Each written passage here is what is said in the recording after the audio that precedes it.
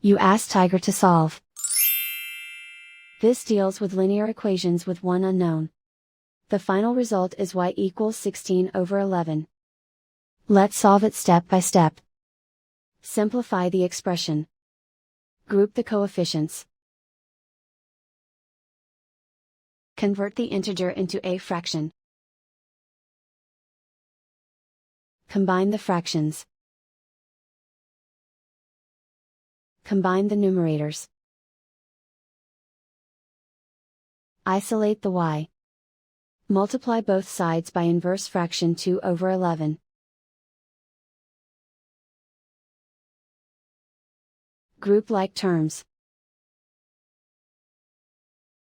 Multiply the coefficients. Simplify the fraction. Multiply the fractions. Simplify the arithmetic.